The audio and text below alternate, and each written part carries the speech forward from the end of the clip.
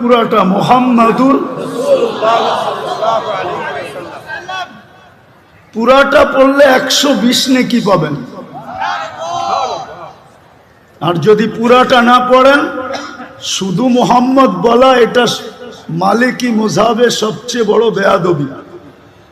আপনি কিতাব উঠায় দেখেন, হয়তো বলবেন রাসূলুল্লাহ, নাইলে বলবেন মুহাম্মাদুর মুহাম্মদ সাল্লাল্লাহু আলাইহি ওয়াসাল্লাম বলা বেয়াদবি।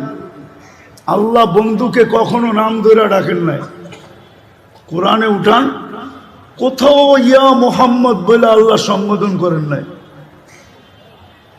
সদা সর্বদা আল্লাহ কোনো না কোনো অন্য ধরনের শব্দ দিয়া, কখনো মুজাম্মিল, কখনো মুদ্দাসসির, কখনো ইয়াসিন, কখনো তোহা, এক এক নামে, কখনো রসুল্লাহ, কখনো আব্দুল্লাহ, এক এক ভাবে আল্লাহ সম্বোধন করছেন।